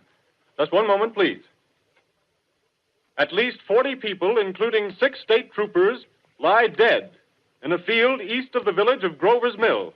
Their bodies burned and distorted beyond all possible recognition. The next voice you hear will be that of Brigadier General Montgomery Smith, commander of the state militia at Trenton, New Jersey. I have been requested by the governor of New Jersey to place the counties of Mercer and Middlesex as far west as Princeton and east to Jamesburg under martial law. No one will be permitted to enter this area except by special pass issued by state or military authorities. 4 companies of state militia are proceeding from Trenton to Grover's Mill and will aid in the evacuation of homes within the range of military operations. Thank you. You have just been listening to General Montgomery Smith, commanding the state militia at Trenton. In the meantime, further details of the catastrophe at Grover's Mill are coming in. The strange creatures, after unleashing their deadly assault, crawled back in their pit and made no attempt to prevent the efforts of the firemen to recover the bodies and extinguish the fire. The combined fire departments of Mercer County are fighting the flames which menace the entire countryside. We have been unable to establish any contact with our mobile unit at Grover's Mill, but we hope to be able to return you there at the earliest possible moment. In the meantime, we take you to... Just one moment, please. Ladies and gentlemen, I have just been informed that we have finally established communication with an eyewitness of the tragedy. Professor Pearson has been located at a farmhouse near Grover's Mill, where he has established an emergency observation post. As a scientist, he will give you his explanation of the calamity. The next voice you hear will be that of Professor Pearson, brought to you by direct wire. Professor Pearson. Of the creatures in the rocket cylinder at Grover's Mill, I can give you no authoritative information, either as to their nature, their origin, or their purposes here on Earth. Of their destructive instrument, I might venture some conjectural explanation. For want of a better term, I shall refer to the mysterious weapon as a heat ray. It's all too evident that these creatures have scientific knowledge far in advance of our own. It's my guess that in some way they are able to generate an intense heat in a chamber of practically absolute non-conductivity. This intense heat they project in a parallel beam against any object they choose by means of a polished parabolic mirror of unknown composition, much as the mirror of a lighthouse projects a beam of light. That is my conjecture of the origin of the heat ray. Thank you, Professor Pearson. Ladies and gentlemen, here is a bulletin from Trenton. It is a brief statement informing us that the charred body of Carl Phillips has been identified in a Trenton hospital.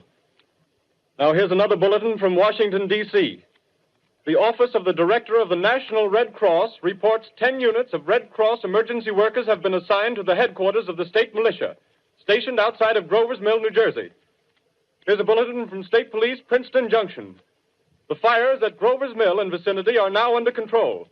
Scouts report all quiet in the pit, and there is no sign of life appearing from the mouth of the cylinder. Now, ladies and gentlemen, we have a special statement from Mr. Harry McDonald, Vice President in charge of operations. We have received a request from the State Militia of Trenton to place at their disposal our entire broadcasting facilities. In view of the gravity of the situation, and believing that radio has a responsibility to serve in the public interest at all times, we are turning over our facilities to the State Militia at Trenton.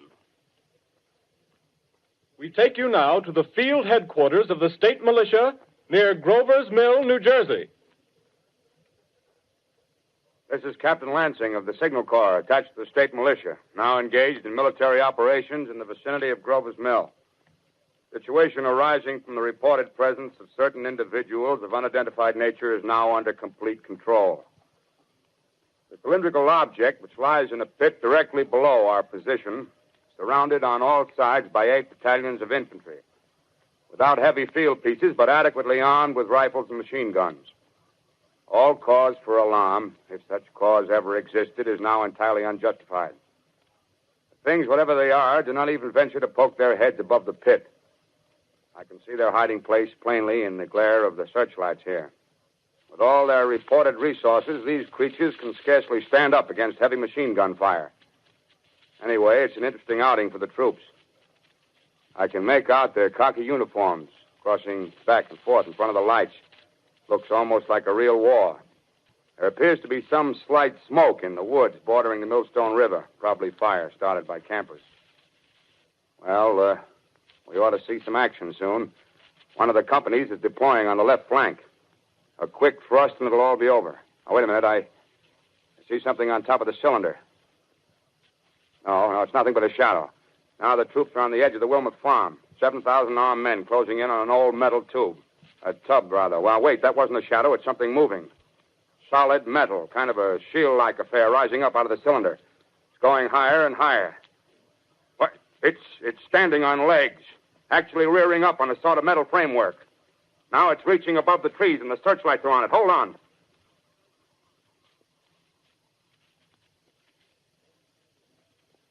Ladies and gentlemen, I have a grave announcement to make. Incredible as it may seem, both the observations of science and the evidence of our eyes lead to the inescapable assumption that those strange beings who landed in the Jersey farmlands tonight are the vanguard of an invading army from the planet Mars. The battle which took place tonight at Grover Mills has ended in one of the most startling defeats ever suffered by an army in modern times. 7,000 men armed with rifles and machine guns pitted against a single fighting machine of the invaders from Mars. 120 known survivors. The rest strewn over the battle area from Grover's Mill to Plainsboro, crushed and trampled to death under the metal feet of the monster, or burned to cinders by its heat ray. The monster is now in control of the middle section of New Jersey and has effectively cut the state through its center. Communication lines are down from Pennsylvania to the Atlantic Ocean. Railroad tracks are torn and service from New York to Philadelphia discontinued, except routing some of the trains through Allerton and Phoenixville. Highways to the north, south, and west are clogged with frantic human traffic. Police and army reserves are unable to control the mad flight. By morning, the fugitives will have swelled Philadelphia, Camden, and Trenton, it is estimated, to twice their normal population. Martial law prevails throughout New Jersey and eastern Pennsylvania. At this time, we take you to Washington for a special broadcast on the national emergency. The Secretary of the Interior. Citizens of the nation, I shall not try to conceal the gravity of the situation that confronts the country, nor the concern of your government in protecting the lives and property of its people. However, I wish to impress upon you, private citizens and public officials, all of you, the urgent need of calm and resourceful action. Fortunately, this formidable enemy is still confined to a comparatively small area, and we may place our faith in the military forces to keep them there. In the meantime, placing our faith in God, we must continue the performance of our duties, each and every one of us, so that we may confront this destructive adversary with a nation united, courageous, and consecrated to the preservation of human supremacy on this earth. I thank you. You have just heard the Secretary of the Interior speaking from Washington. Bulletins too numerous to read are piling up in the studio here. We're informed that the central portion of New Jersey is blacked out from radio communication due to the effect of the heat ray upon power lines and electrical equipment. Here's a special bulletin, New York. Cables have been received from English, French, and German scientific bodies offering assistance. Astronomers report continued gas outbursts at regular intervals on the planet Mars. The majority voiced the opinion that the enemy will be reinforced by additional rocket machines.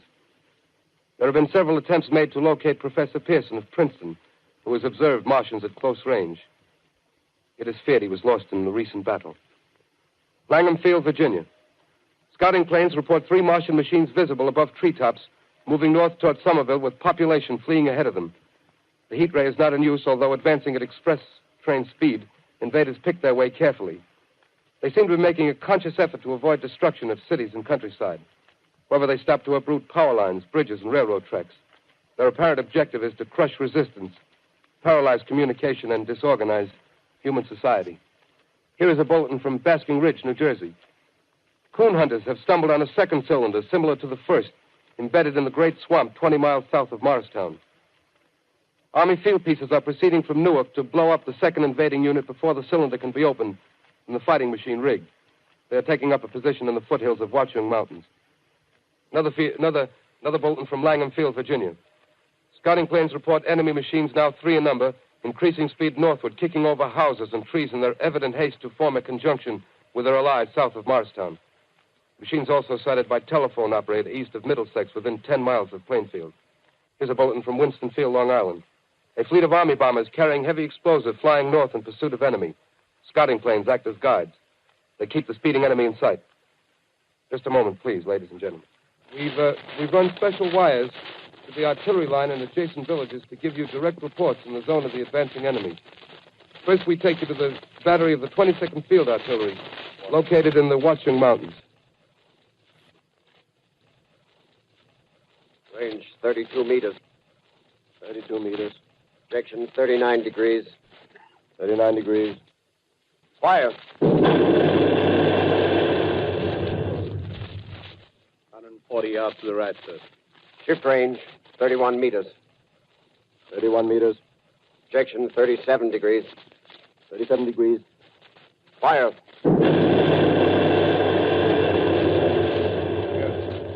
Hit, sir. Got the tripod of one of them. They're stopped.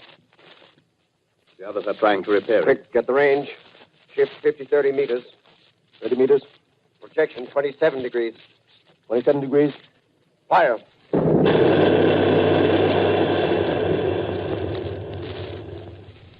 Can't see the shell land, sir. Letting off a smoke. What is it? Black smoke, sir. Moving this way. Lying close to the ground. Moving fast. Put on gas masks. Get ready to fire. Shift to 24 meters. 24 meters. Projection 24 degrees. 24 degrees. Fire.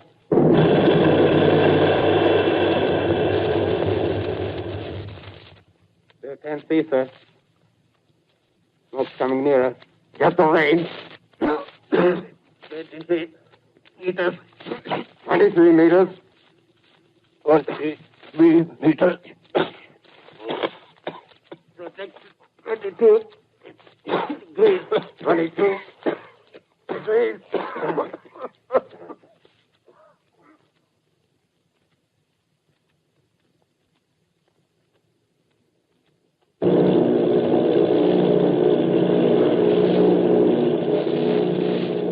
Army bombing plane B-843 off Bayonne, New Jersey. Lieutenant Vogt, commanding 8 bombers, reporting to Commander Fairfax, Langham Field.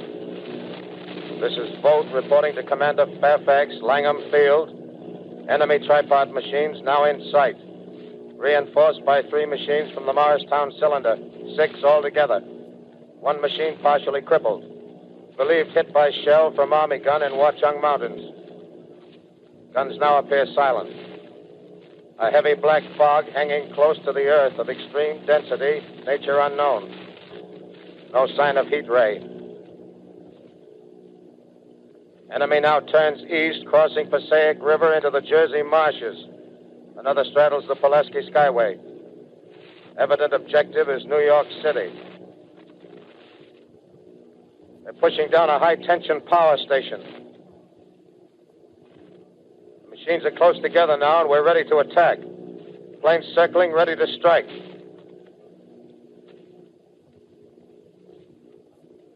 A 1,000 yards, and we'll be over the first.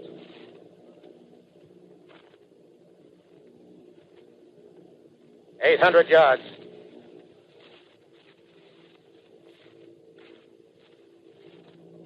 $600.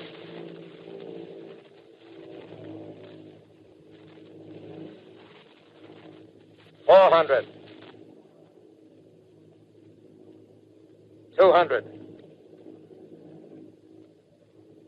There they go. The giant arm raised. Green flash. They're spraying us with flame. 2,000 feet. Engines are giving out. No chance to release bombs. Only one thing left. Drop on them, plane and all. We're diving on the first one.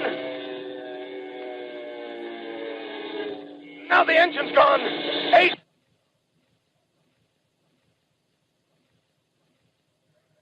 This is Bayonne, New Jersey, calling Langham Field.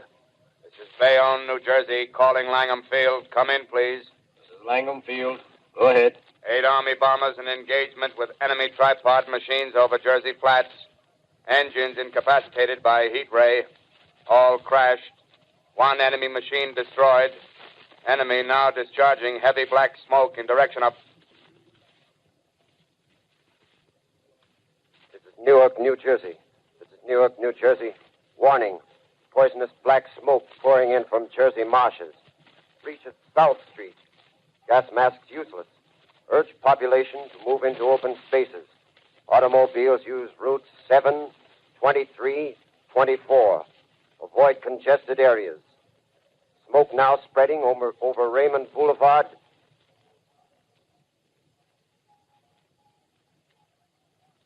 L calling CQ. 2X2L calling CQ. 2X2L calling 8X3R. Come in, please. This is 8X3R coming back at 2X2L. How's reception? How's reception? K, please. Where are you, 8X3R? What's the matter? Where are you?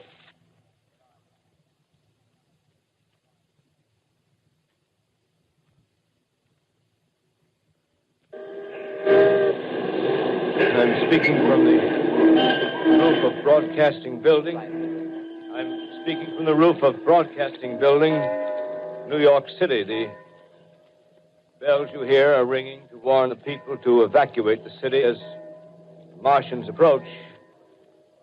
Estimated in the last 2 hours, 3 million people have moved out along the roads to the north. Hutchison River Parkway is still kept open for motor traffic. Avoid bridges to Long Island, hopelessly jammed. All communication with Jersey Shore closed 10 minutes ago. No more defenses. Our army is wiped out. Artillery, Air Force, everything wiped out. This may be the last broadcast. We'll stay here to the end.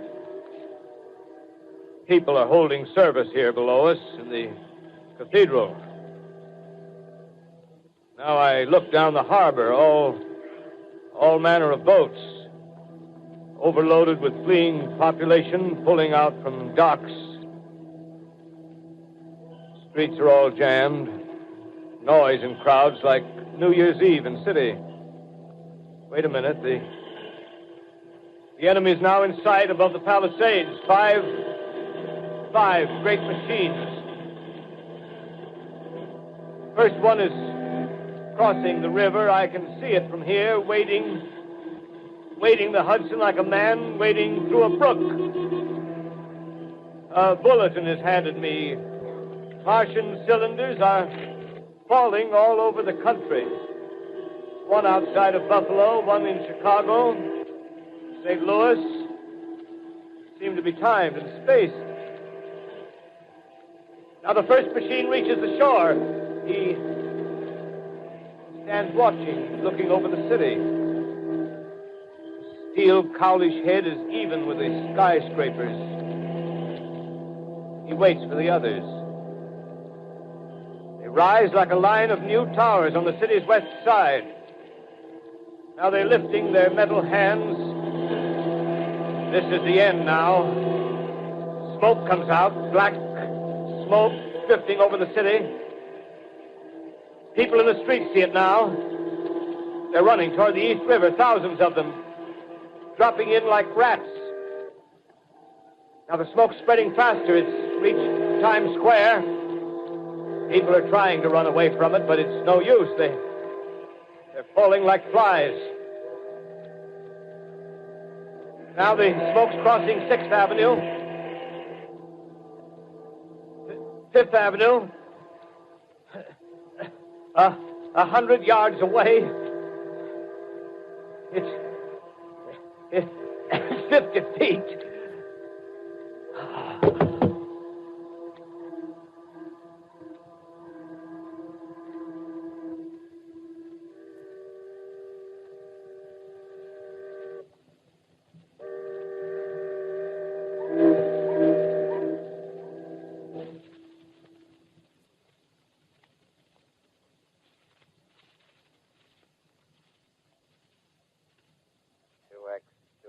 Calling CQ.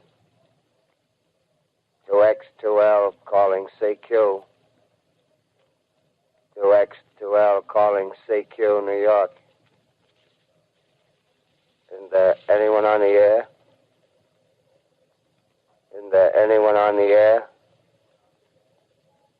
Isn't there anyone? 2X2L.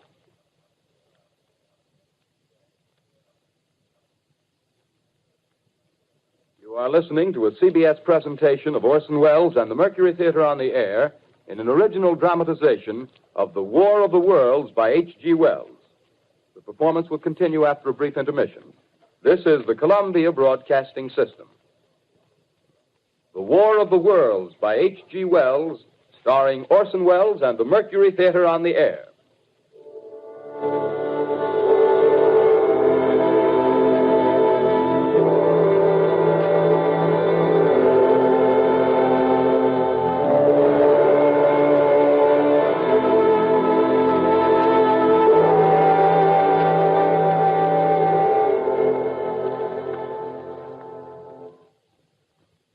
I set down these notes on paper.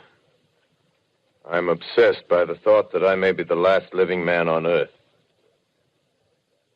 I've been hiding in this empty house near Grover's Mill, a small island of daylight cut off by the black smoke from the rest of the world. All that happened before the arrival of these monstrous creatures in the world now seems part of another life. A life that has no continuity with the present. Furtive existence of the lonely derelict who pencils these words on the back of some astronomical notes bearing the signature of Richard Pearson. I look down at my blackened hands and I try to connect them with a professor who lives at Princeton and who, on the night of October 20th, glimpsed through his telescope an orange splash of light on a distant planet. My wife, my colleagues, my students, my books, my observatory, my world. Where are they? Did they ever exist? Am I Richard Pearson? What day is it?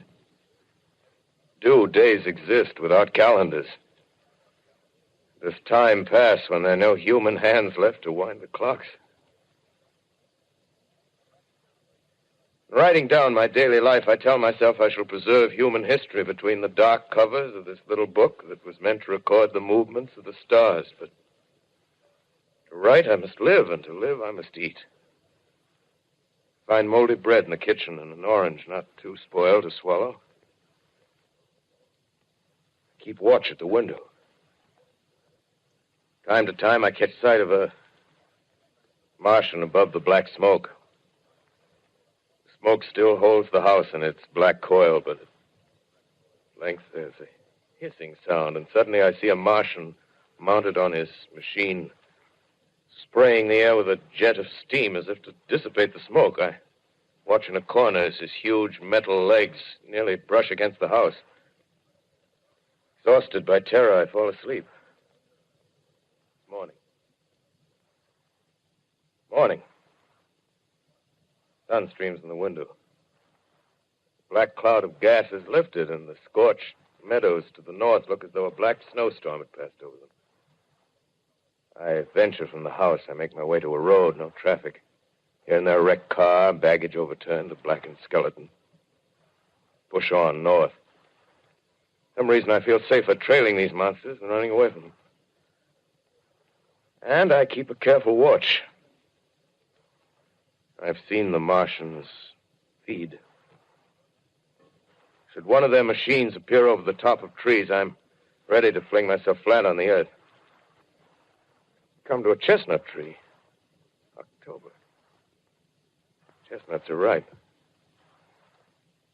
Fill my pockets. I must keep alive. 2 days I wander in a vague northerly direction through a desolate world. Finally, I notice a living creature.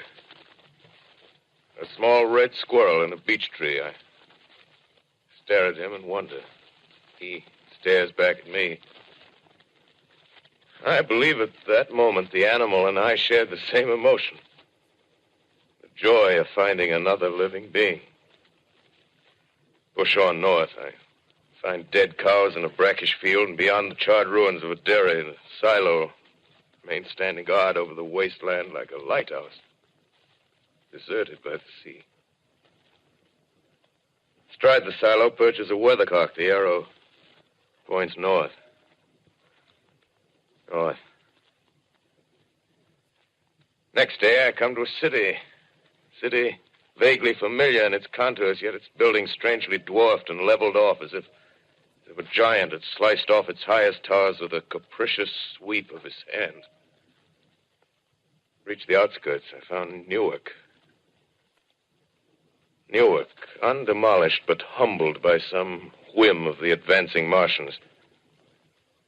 Presently, with an odd feeling of being watched, I caught sight of something crouching in a doorway. I made a step towards it, and it rose up and became a man. A man armed with a large knife. Stop! Where do you come from? I come from many places.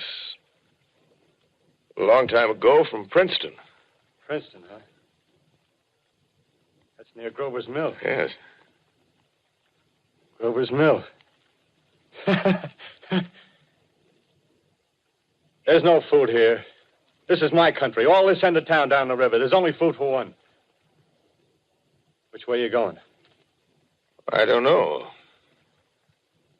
I guess I'm looking for people. Hey, what was that? Did you hear something just then? No. Only a bird. A live bird. Yeah. You get to know that birds have shadows these days. Say, we're in the open here. Let's crawl in this doorway here and talk. Have you seen any Martians? No. They're going over to New York. Night, the sky's alive with their lights, just as if people were still living in it. By daylight, you can't see them. 5 days ago, a couple of them carried something big across the flats from the airport. I think they're learning how to fly. Fly? Yeah, fly. Then it's all over with humanity. Stranger, there's still you and I. 2 of us left. Yeah. They got themselves in solid. They wrecked the greatest country in the world. Those green stars, they're probably falling somewhere every night. They've only lost one machine. There isn't anything to do. We're done. We're licked. Where were you? You're in a uniform. Yeah, what's left of it. I was in the militia. National Guard. That's good. There wasn't any war. Any more than there's war between men and ants. Yes, but we're eatable ants. I found that out. What'll they do to us? I thought it all out. Right now, we're caught as we're wanted. A Martian only has to go a few miles to get a crowd on the run. But they won't keep on doing that. They'll begin catching us systematic, like keeping the best and storing us in cages and things. They haven't begun on us yet. Not begun? Not begun. All that's happened so far is because we don't have sense enough to keep quiet. Bothering them with guns and such stuff and losing our heads and rushing off in crowds. No, instead of our rushing around blind, we got to fix ourselves up. Fix ourselves up according to the way things are now. Cities, nations, civilization, progress. Yes, but if that's so, what is there to live for? Well, there won't be any more concerts for 1,000,000 years or so, and no nice little dinners at restaurants. If it's amusement you're after, I guess the game's up. What is there left? Life, that's what. I want to live. Yeah, and so do you. We're not going to be exterminated. And I don't mean to be caught either. Tamed and fattened and bred like an ox. What are you going to do? I'm going on. Right under their feet. I got a plan. We men as men, we're finished. We don't know enough. We got to learn plenty before we got a chance. We've got to live and keep free while we learn, see? I've thought it all out, see? Well, tell me the rest. Well, it isn't all of us that are made for wild beasts. That's what it got to. That's what it got to be. That's why I watched you. Watched you. All those little office workers that used to live in these houses. They be no good. They haven't any stuff in them. They used to run off to work. I've seen hundreds of them running to catch their commuter's train in the morning, afraid they'd get canned if they didn't. Running back at night, afraid they wouldn't be in time for dinner. Lives insured and a little invested in case of accidents. Yeah, and on Sundays, worried about the hereafter. Well, the Martians, they'll be a godsend for those guys. Nice, roomy cages, good food, careful breeding, no worries. Yeah, after a week or so of chasing around the fields on empty stomachs, they'll come and be glad to be caught. You've thought it all out, haven't you? Sure, you bet I have. That isn't all. These Martians are going to make pets of some of them. Train them to do tricks. Who knows, get sentimental over the pet boy who grew up and had to be killed. Yeah, and some maybe, they'll train to hunt us. Oh, no, it's impossible. Human Yes, they will. There's men who do it gladly. If one of them ever comes after me, by... In the meantime, you and I and others like us, where are we to live when the Martians own the Earth? I got it all figured out. We'll live underground. I've been thinking about the sewers. Under New York, there are miles and miles of them. The main ones, they're big enough for anybody. Then there's cellars, vaults, underground storerooms, railway tunnels, subways. You begin to see, huh? We'll get a bunch of strong men together. No weaklings. That rubbish, out. As you meant me to go. All right. Give you a chance, didn't I? Won't quarrel about that. Go on. Well, we got to make safe places for us to stay in, see? Get all the books we can. Science books. That's where men like you come in, see? We raid the museums. We'll even spy on the Martians. May not be so much we have to learn before... Listen. Just imagine this. 4 or 5 of their own fighting machines suddenly start off. Heat rays right and left. Not a Martian in them. Not a Martian in them, see? But men. Men who've learned the way how. May even be in our time. Gee. Imagine having one of them lovely things with a heat ray wide and free. We'd turn it on Martians. We'd turn it on men. We'd bring everybody down on their knees. That's your plan. Yeah. You, me, a few more of us. We'd own the world. I see. Hey, what's the matter? Where are you going? Not to your world. Bye, stranger. Well, after parting with the artilleryman, I came at last to the Holland Tunnel, entered that silent tube, anxious to know the fate of the great city on the other side of the Hudson. Cautiously, I came out of the tunnel and made my way up Canal Street. Reached 14th Street, and there again were black powder and several bodies and an evil, ominous smell from the gratings of the cellars of some of the houses. I wandered up through the 30s and 40s, stood alone on Times Square, caught sight of a lean dog running down 7th Avenue with a piece of dark brown meat in his jaws and a pack of starving mongrels at his heels. He made a wide circle around me as though he feared I might prove a fresh competitor. Walked up Broadway in the direction of that strange powder, past silent shop windows, displaying their mute wares to empty sidewalks. Past the Capitol Theater, silent, dark. Past a shooting gallery where a row of empty guns faced an arrested line of wooden ducks. Near Columbus Circle, I noticed models of 1939 motor cars in the showrooms facing empty streets.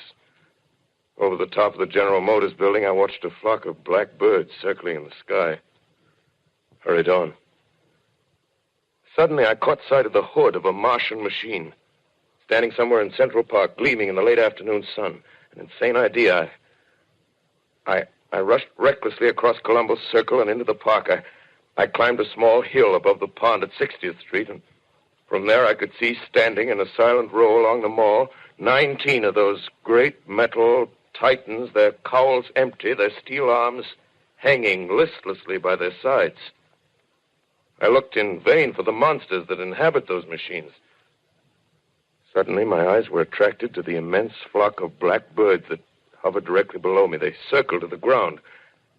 And there before my eyes, stark and silent, lay the Martians with the hungry birds pecking and tearing brown shreds of flesh from their dead bodies. Later, when their bodies were examined in laboratories, it was found that they were killed by the putrefactive and disease bacteria against which their systems were unprepared. Slain, after all, man's defenses had failed by the humblest thing that God, His wisdom, has put upon this earth. Before the cylinder fell, there was a general persuasion that through all the deep of space, no life existed beyond the petty surface of our minute sphere. Now we see further. Dim and wonderful is the vision I've conjured up in my mind of life spreading slowly from this little seedbed of the solar system throughout the inanimate vastnesses of sidereal space. But a remote dream, maybe that the destruction of the Martians is only a reprieve to them and not to us. Is the future ordained, perhaps? Strange it now seems to sit in my peaceful study at Princeton, writing down this last chapter of the record, begun at a deserted farm in Grover's Mill. Strange to watch children playing in the streets. Strange to see young people strolling on the green where the new spring grass heals the last black scars of a bruised earth. Strange to watch the sightseers enter the museum where the dissembled parts of a Martian machine are kept on public view. Strange when I recall the time when I first saw it. Bright and clean-cut, hard and silent under the dawn of that last great day.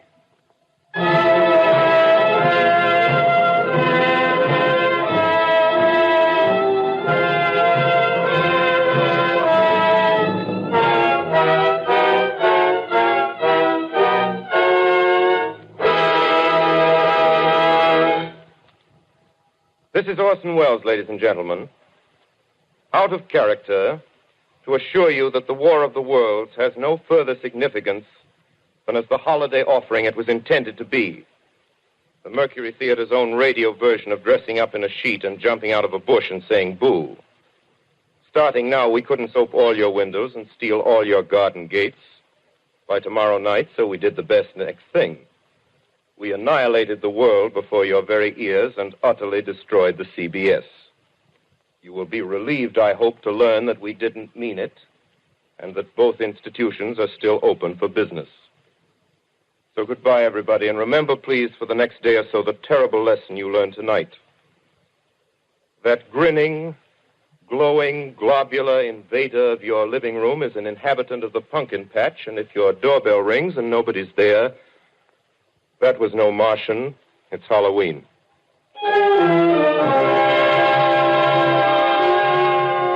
Tonight, the Columbia Broadcasting System and its affiliated stations coast to coast has brought you The War of the Worlds by H.G. Wells, the 17th in its weekly series of dramatic broadcasts featuring Orson Welles and the Mercury Theater on the air.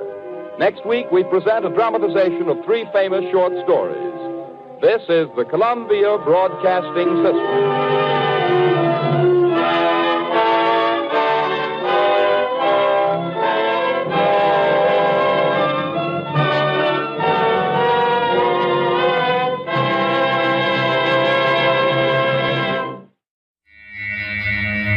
Well, my fellow fiends, there you have it, the 1938 production of The War of the Worlds.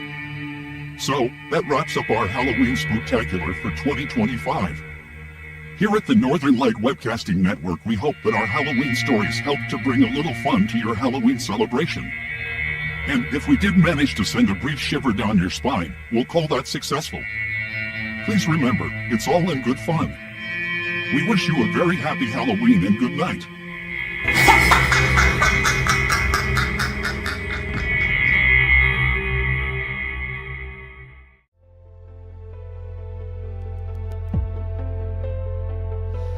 Calling from the ether, a show from the dead, stitching together the lives that they led.